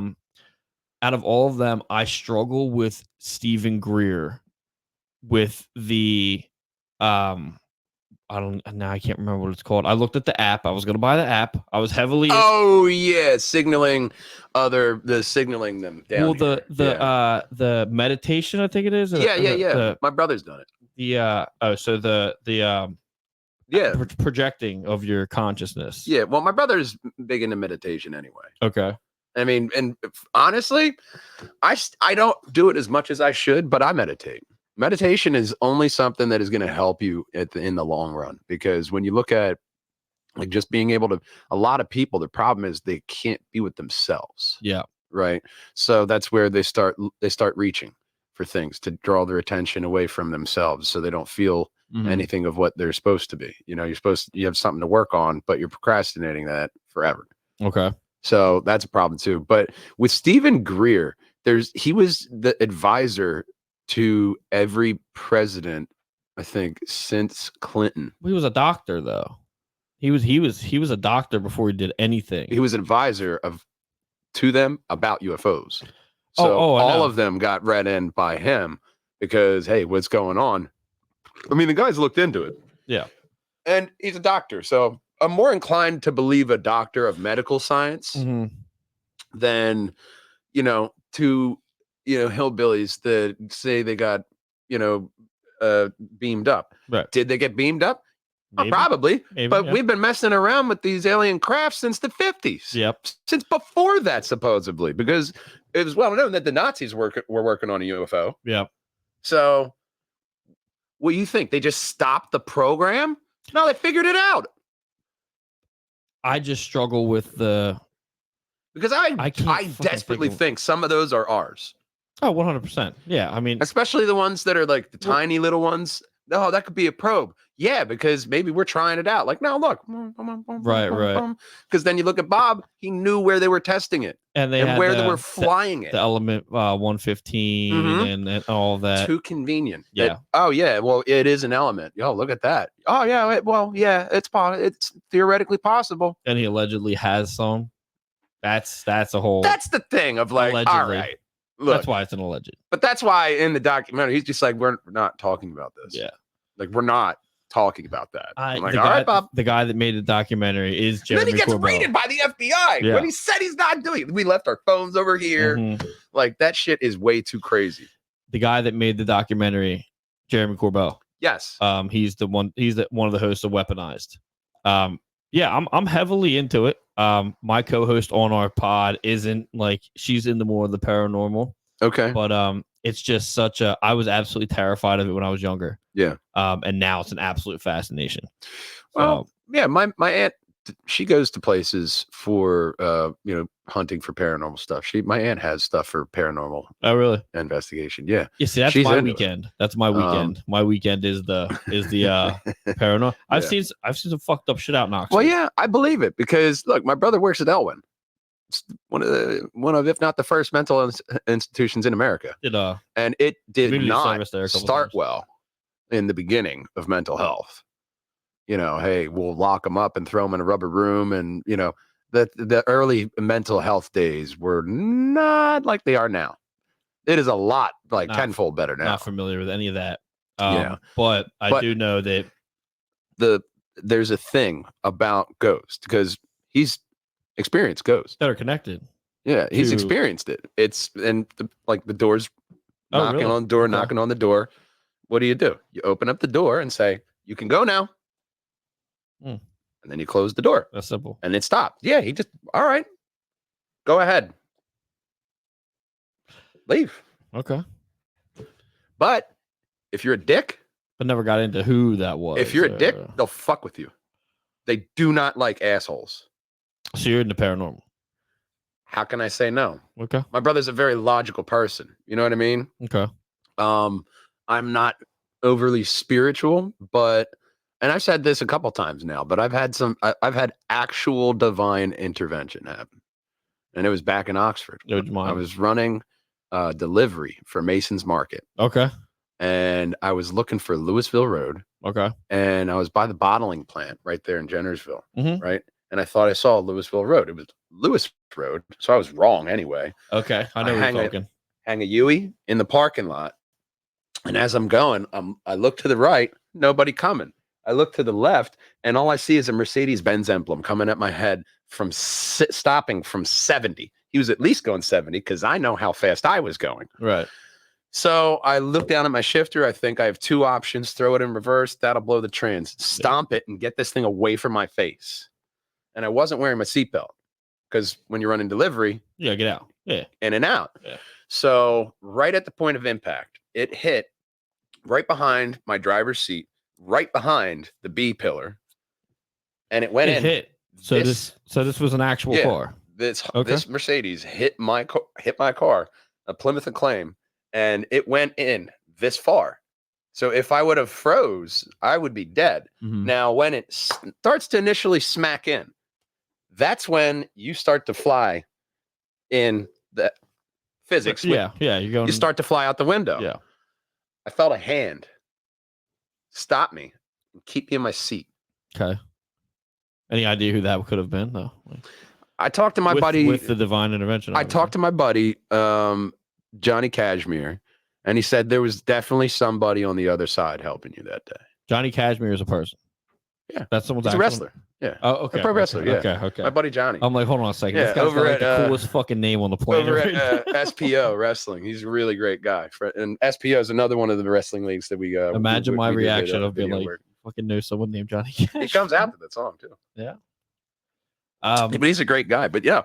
That's an intense one. It could have been, it could have been. What's weird about that is could have been my grandmother that passed right before I was born, or it could have been, somebody else on the other side. When you started the conversation about it being a car, I thought it was gonna be like a Ghostbusters train situation where you saw it and went through you, but you actually got fucking hit. Oh yeah, I actually got hit by a Mercedes. It was a very expensive Mercedes. The guy was actually traveling he was on his way back to Texas. Oh, yeah. So thank God. Yeah. But yeah, no. That area has a lot of stuff going on. That's why I can't say what it was, but somebody on the other side didn't want me to pass over that day. Right. It wasn't your time. Yeah. So it fucked with my head that day. Yeah. Well, I remember crying like, Mom, I should have died. She was like, yeah, but it just wasn't your time. I was like, no, you're not understanding. Our parents back then. I didn't. My head was supposed to go through a window, and it didn't happen.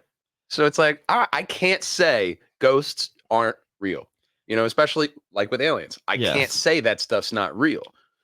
I think there's a genuine connection to both of them. Okay. I personally do. Out there though, I wouldn't put it past them. Speaking of out there,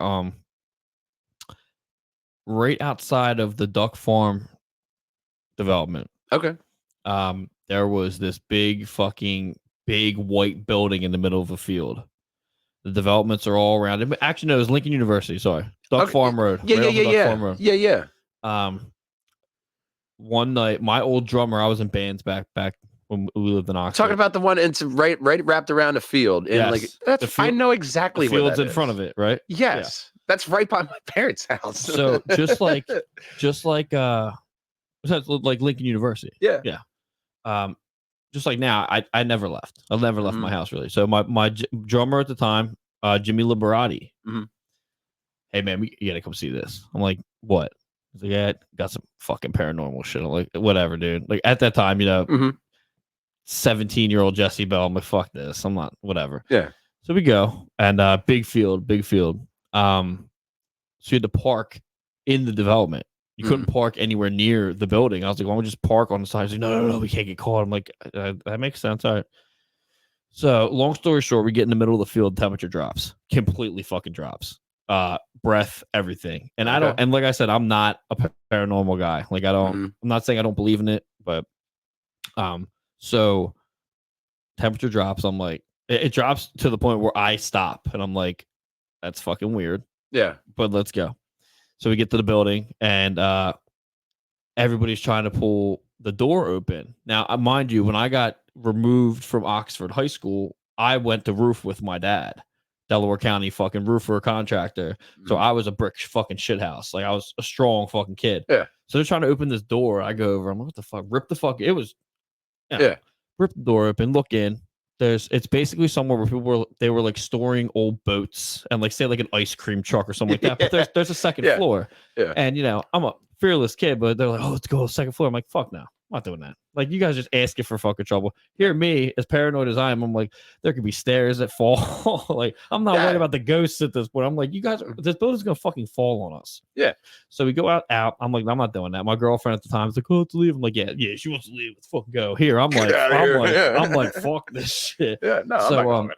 No. We turn around. They start going in, or we thought they were in, and the person that had the flashlight, I was like, oh, okay, there's Ashley. She was up. She was upstairs, Mhm. and she was walking towards us, and the light was on up there, or there was a light going on up there, and we were all outside. And then at one point, we all turn around and we all look, and you just see this white.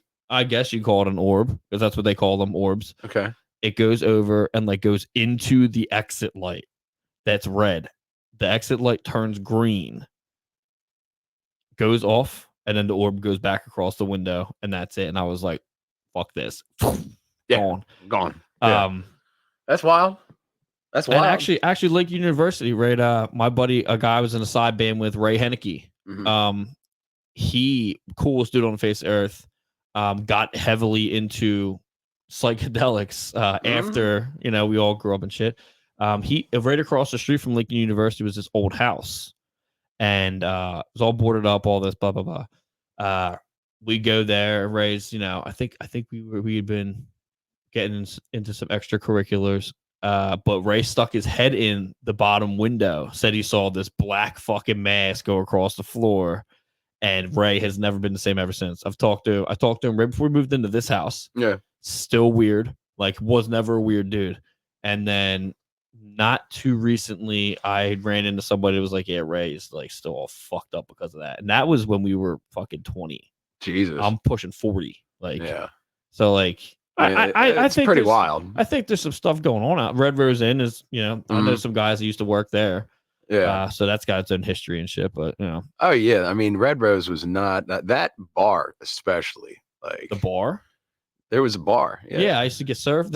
Oh my god, the 'Cause I had bar was facial hair. amazing. Yeah, the bar was amazing because they didn't card. They didn't give a fuck. They just here it is. Get They out. shut down the one outside because they just didn't Oh, I didn't know. card Oh, there was anybody. one. There was one inside. Yeah, there was an actual bar inside. Okay, and I they had only know about the one Yeah, they had outside. pool tables. Chris, Really? my I buddy never knew John, any of and that. I used to go over there after working at Giant, grab a beer, and play pool. Worked at Giant too. Oh yeah, right in the deli. I worked at Giant. Yeah, that's where Chris and I overnight met. shift.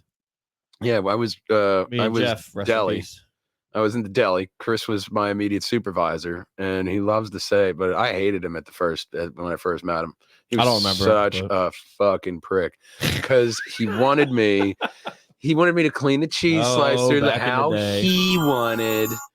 And that's why he knows. He's like, yeah, well, you learned how to clean a cheese slicer. Shut up, man. Come Fuck on, that cheese slicer, bro. But I did have it was very quickly after that I realized I was like, all right, he actually is a cool dude. And then We gotta get to know somebody. our conversations would just feel like a podcast. It would feel like a radio show. So then when he asked me, hey, let's do this, I never knew he was out there. Oh yeah. I never knew he was. I knew you were out there for a while. I remember you. Mhm. I don't remember. Well, he's old. He's older than me. No offense to him, just he's older than me. Yeah, so. no, he was older. But yeah, no, he was out there for a while, and then I lost track of him because I was living with my old roommate John and his fiance, and from that point, once I got back to Delco and I started doing perch hangers and wall hangers, and I started relearning all the stuff that I had already done, and you do get, especially when you have to start over. Starting over is can be refreshing, but it can be refreshing, but also it can be very scary. Very scary. And very, very frustrating because when you look at it, it's just like, oh, well, yeah, but I already did this. I was already here. I've already done that.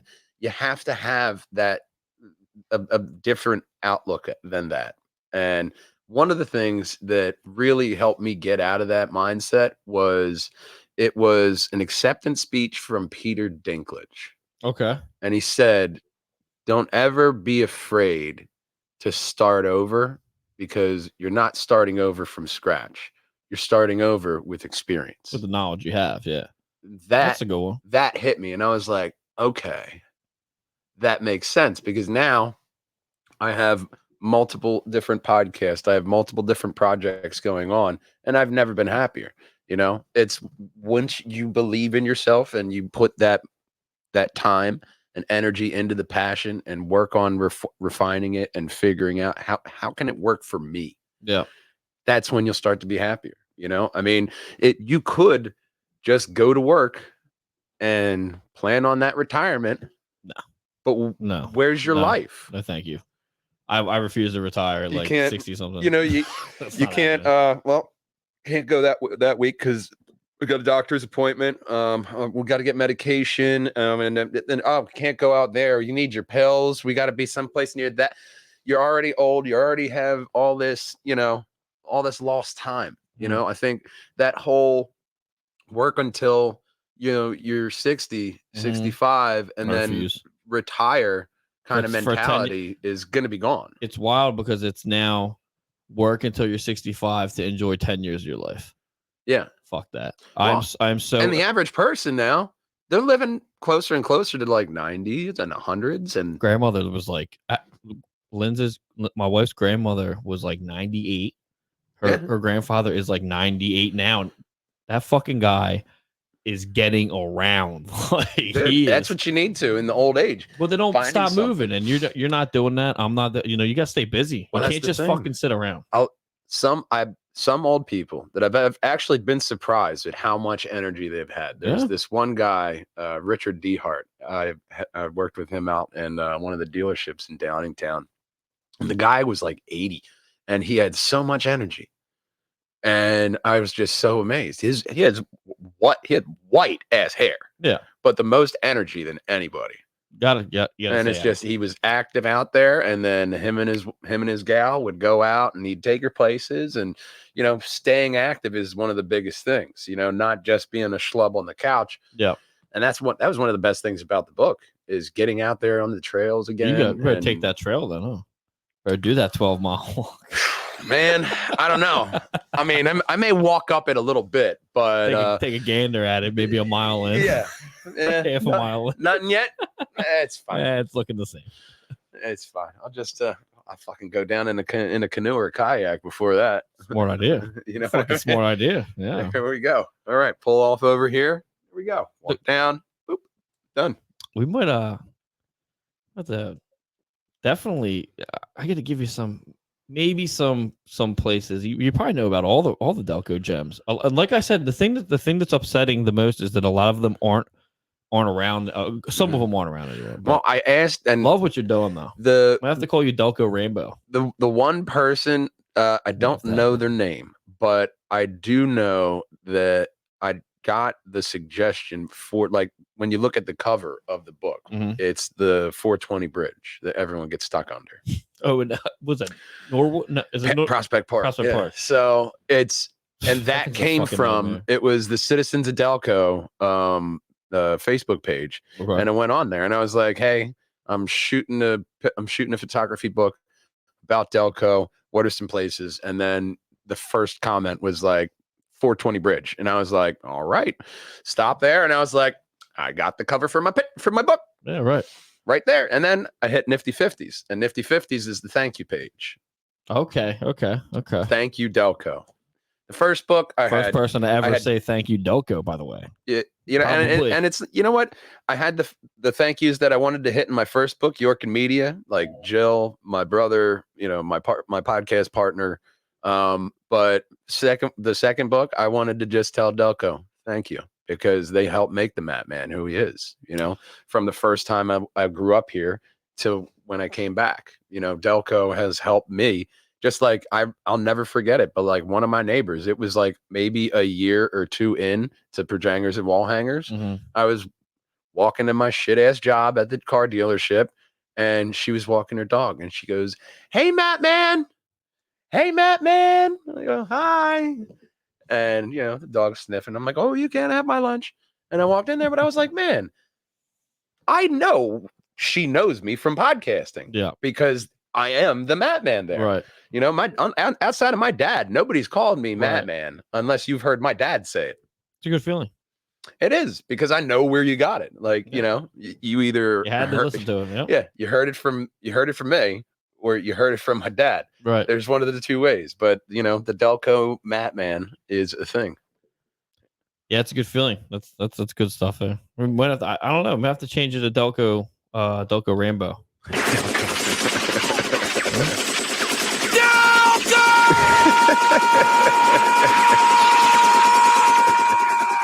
I don't know if that's your profession though.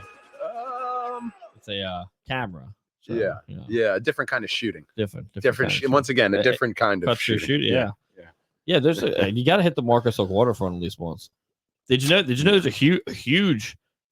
Everybody talks about Blackbeard down in Marcus Hook and all that. There's a huge thing down there. Can't get too much into my involvement there, but the Alan McIlvain Company. Okay. The oldest lumber and mill place in almost probably the world. They've been around for like not. I have a shirt upstairs. Okay. I won't quiz you about it. I'll trust the really. I should know. Let's just put it that way. But it's huge history that everybody ignores completely. Like, well, yeah, and that's one of the things I wanted to highlight, especially in the second book. I know there's one of the oldest log cabin 2-story houses. It's I believe over in God, what is it? I think I forget where it is, but it's not that far off from here. Yeah. Okay. Delaware? Is it Delaware or PA? It's PA. Yeah, okay. It's Delco, but it's like one of the oldest. I think so. I just saw it in a news article. It's off of Cheney Road. Yeah, Route 1 on Cheney Road. That sounds right. At the old grist mill. Yeah.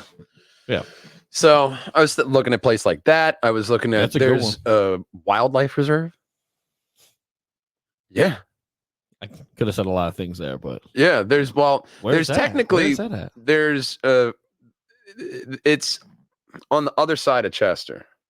Okay, that was the direction I was going in. Yeah, it's on the other side of Chester over here, but it's like a long wildlife reserve. I saw through Google there's like a lighthouse or something down there. Whoa. Yeah.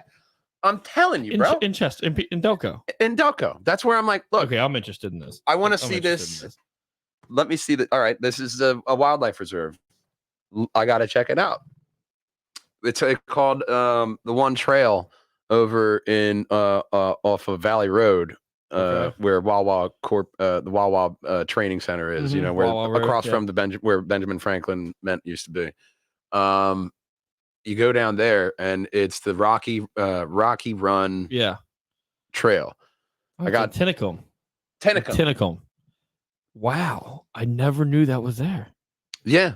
Well, okay. Well, we all see it and don't realize that's why it's still there. Yeah. Okay, I know exactly. But that's the exciting part, man. John Hines National Wildlife Refuge. Yes, that's the one. So, for those of you that are from the Delco area, it's when you're on 95. It's literally the water source that you're looking at when you're looking at stingers. Yeah. It's the Ridley Park. It's all that water. There's also a yacht club down there in Essington. I don't know if you knew about that. But it's highlighting those small gems that a lot of people won't know. Well, I don't think people know about it because I don't think they know it has a name. Yes. This is just fucking water in Delco. And this is I've lived here my whole life. This is how I scouted most of my locations for my books. And did you say a lighthouse too? I'm so interested. You are perfect for this. I wanted to say I thought it said there was like a lighthouse or something along Philadelphia Lighthouse. There. Yeah. Okay, the lighthouse. No, I want a lighthouse. Lighthouse Field. Trying to find a Lighthouse Philadelphia. Trying to find a shot that matches the York and Media book is hard because I got up to my agent Jill got me up on the penthouse balcony at Hotel Yorktown, which is one of the highest places in York. It's a gigantic hotel. She got me up to the penthouse, and I got pictures of the side of the building on the entire skyline of York. Really? And those pictures made it into the first book, to where I'm trying to find something that would match that, but it's hard because to get that level of, a beautiful backdrop, right? It's kind of hard to match that in Delco because nothing's that high. There's like no high structures. The lighthouse is in Philadelphia. Okay. Apparently, but I saw a couple go. Yeah, go to that. That's trying to find cool. a good lighthouse that's the next one I'd like to get in there. The right guy there because I've been to every single one on the Eastern Seaboard when I was younger. My parents got fucking obsessed with it. I'd like to get a nice lighthouse, just got like old. Got with old. the Maryland book. I want to get a nice sunrise and sunset. Okay, there's a couple. Yeah, You know, well, you can make your way down to Ocean City, Maryland. yeah. Hit up, There's definitely a hotel that would like to be in the book. You know, a lot of people like being in the book. You could make out for that, buddy. Yeah, you could. You know, and you're a fucking genius with this. The thing is that idea. It's public domain. I'm on the sidewalk. I'm on the street in your road. It's the public. Yeah, public property. Yeah. To where they ask you, and 2 questions they ask you. One is, does this have any AI in it? Any AI generated art? No. I was going to bring that up earlier too. Yeah, so we could get back into that. I was into it for a second. 2 is, do you own the rights to what you are putting out? And it's, do you own it, or is it public domain? Public domain. Okay, you're good.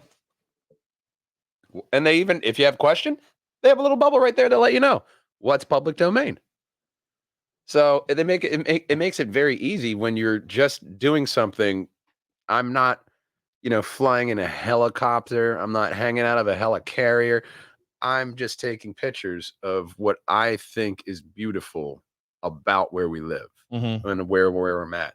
And a lot of times I'll just randomly stop while I'm walking because I see the shot in my head. I call it, that's when the muse is talking to you when you're into photography.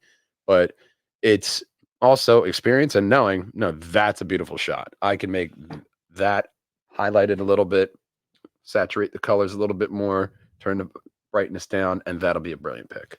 A lot of different stuff that you can do, especially with the free software. You get paid for this stuff. You get paid to do this now, so that's fucking cool.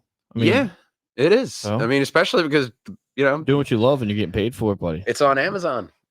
It's in Books A Million. It's on Barnes and Noble. Right now it's on the website. If people buy it and they call them, hey, why can't you have this in your store? They'll have my books in their stores for you to buy as well. That's one of the benefits that I like to tell people.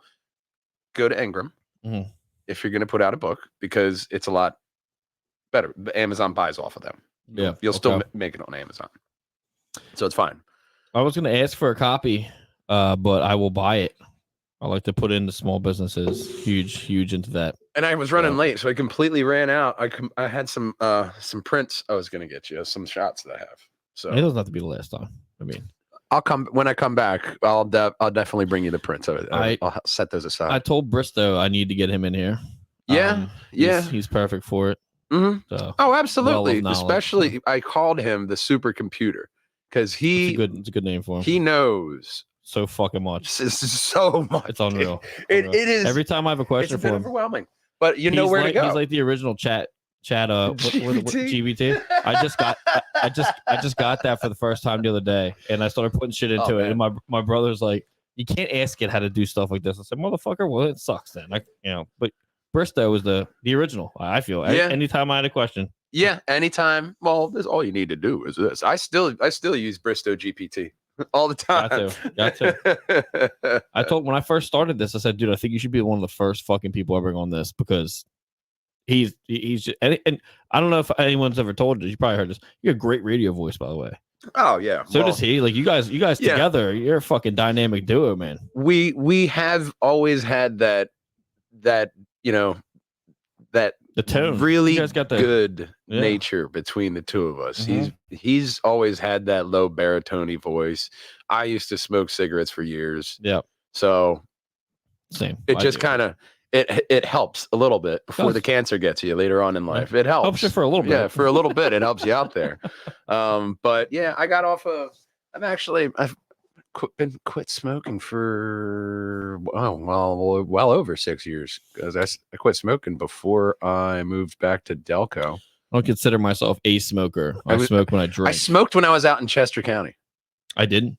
Yeah. See, I was a smoker when I was out in Chester County. Back to Delco, and I'm like, oh man, I came back to Delco, and I was a free man, but I got the vape. And I'm still, so I'm still getting the nicotine a little bit. I don't it's not trust those fucking things, you know. You know what? I'm up for the massive lawsuit later on in life. Hey, yeah. You're ahead of the curve. So I mean, well, you know, let's wait to see where AI goes. After my conversation with Richard Duria, the Heroic Awards, he did ask us. We had a big conversation about AI and where it should be used, how it should be used, and I think that I came up with a perfect thing for AI, at least artistically, because creatively, the creatives are worried about AI replacing them. Yeah. Because they're worried about this technology going around unchecked. Like Colin Kaepernick investing millions of dollars into an AI comic book company to where little Billy just has to know a couple adjectives and he can make a comic book in the style of Mark McKenna or, you know, name this person here. It's not right. Now, that means you should not be able to put this material into any kind of an award show because AI. You did not make this. Yeah. Agreed. And if you want to sell it, go ahead and sell it. But you have to have a warning label. You have to have a sticker on there that says this was made by AI.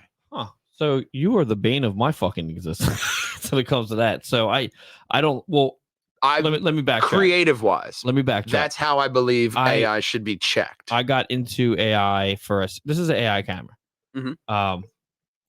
That's as far as we go. But before that, I was making logos for the network. Stuff like that is fine. They were cool, but at the same time, it started freaking me out. It was before I got into making them. So now I make all the logos for the network. I make all the advertisement stuff, which is a lot easier than I thought it was, to be honest with you. Yeah.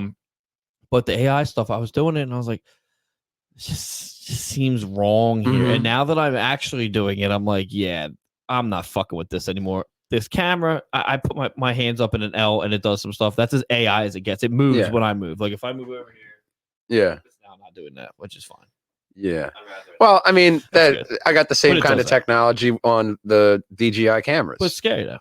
You know, here's the thing. AI, I believe AI could be used in specific locations, like for engineers, scientists, that it could be used to figure out equations and things and problems that we haven't even been able to think of yet.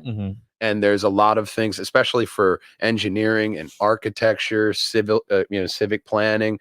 There's a lot of things that AI will help you with, maybe even in business, accounting. There's a lot of things that if we use this as a tool, it will be a lot better for everybody going forward instead of letting this go out unchecked, you know, because and when Richard proposed a really good idea is having a program be able to go through Netflix and Hulu and all that and say, was this created by AI? Because they have those programs for teachers that can tell them, hey, was this stolen? Was this paraphrased? Was this created by AI? They have those technologies for the teachers out there now. But that's what we need. We need safety for like forgery and plagiarism and such. Okay. So we have to have checks and balances here. We can't just let this go off. And that's how we use Squarespace for our website. And now it has we have article writers. And one of my writers went in and it updated and it asked if they wanted help writing their article, and all my writers are great, so like they're like no, but apparently they all knew. And then one said to me the other day about it, and I was like, what the fuck? I was like, you guys using this? Like, no, we're not, but like we were afraid to tell you that this was happening because if we figured you'd get rid of it. I'm anti-AI. The camera, I don't feel like that's AI. It moves. It does hand motion sensors, you know? Yeah. Well, but even I use AI. You know, I just don't feel I'm not okay with the AI that's gonna that would end up taking over the fucking world if that ends up being the absolute end of days type of thing. I don't want to. Well, like my brother's house is all like it's all. He can change things from his phone. I don't obviously don't consider that AI. I don't want to do even fucking that. Yeah. I don't want my things on. Well, and that's your choice too. But the one thing is that it depends on the programmer, really, on how much we can trust the AI. Now, there is the human dilemma in that of the ego getting involved in something that it has nothing to do with. AI, I think it can be a very very good interactive tool, especially because that's how you're going to get to the Star Wars kind of robots. I feel like that's okay, but there needs to be a line. Mm-hmm. It can't like everyone's fear is that AI is going to, the last Fallout game. Mm-hmm. Or just like the new Terminator anime that came out, it's the rise of the machines and AI over humans, and there is that kind of fear there, but it's a lot like the electricity propaganda that they had back in the early 1900s of dead people like getting tangled in the electric wires and frying to death when it was really fine, and you use AC electricity in your house every day. I just don't want to. I don't think that it should be ever given the let me say power to destroy anything on such a high level. Like it shouldn't have access to nukes, but then you have to do such a paper trail of things to prevent that. So you can't have it do this or this or this or this or this. It can't be. It can't be aware. It can't be Ultron. It can't be. I mean, it's just you can't do that. And the world, well, at least the United States, is fucking lazy as shit right now. Yeah. So like everybody wants to not do shit, but they want to get paid for it. Welcome to my fucking work day every fucking day. Yeah. So, but yeah, that could be left for another. I could probably bring you on the fucking Panorama. Be good for that. Hey, man. I'm always down to podcast.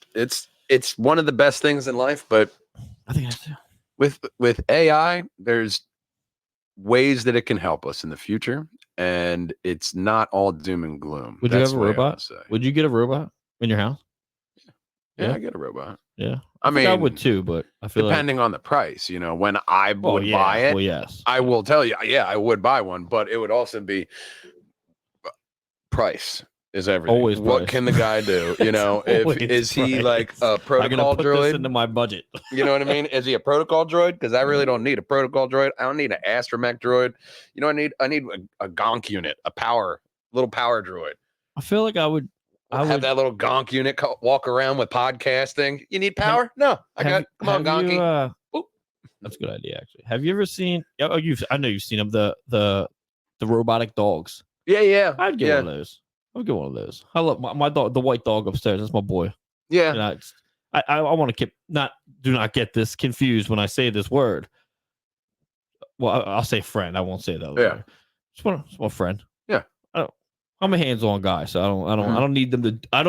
I'm really big on. I don't need you to do things for me. Let me do things for you. So.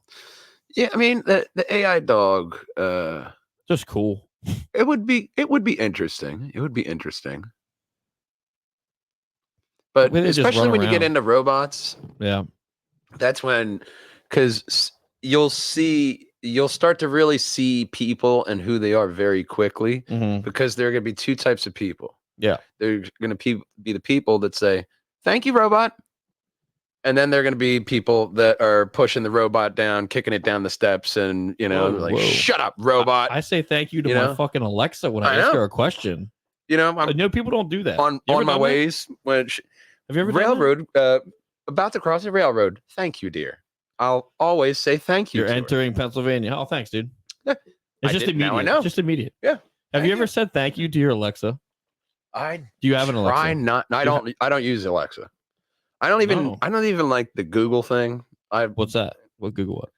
Like when you say to your phone, like, "Okay, Google." I didn't know that's still happening. I didn't know that was still going on. Like Siri. You have Android? Oh, I was because I'll listen to a book. Like right now I'm listening to a mythology book about a bunch of different ancient mythologies. And talking about like King Arthur and all cool. the knights and stuff. Love that. And didn't say anything like Google, and it just goes popped up. Hey, I'm listening. I forgot. Like, yeah, I know you're listening. Yeah, go away. Well, so my past couple phones, I don't have that, and I have Android. I don't have anything. I don't like iPhone. I went. I think you have to activate that. Yeah, I have a Samsung as well. I probably did. Samsung as well. Yeah, I probably did. It was a S23, so it is a newer one. But yeah, I think I probably did. Yeah, I didn't know that thing that was still around. Yeah. Can you change the words instead of "Hey Google? No, I don't think you Well, can. then I'm not fucking doing it. I don't. Yeah, I don't want to do that. That's so awkward. Nah, but because you got those iPhone people who are like, Siri, call this person. You're like, Hers does it randomly. Yeah, that's funny you said that. Hers does that fucking randomly. It just turn on. like iPhone users. Alexa's not like that though. iPhone users will just instantly it's almost like they just instantly expect their phone to call, like, and connect to their mind. Well, as soon as they pull it out, and be like, it doesn't call this person, Siri. Oh, calling. it just goes off. Doesn't do anything. Like she doesn't touch it. It'll just go off. It'll go off. Siri will start like my its Google thing. just. Well, you know how when you do it, like a screen comes up and it looks like it's thinking, or it'll just start doing that, and she won't say fucking anything.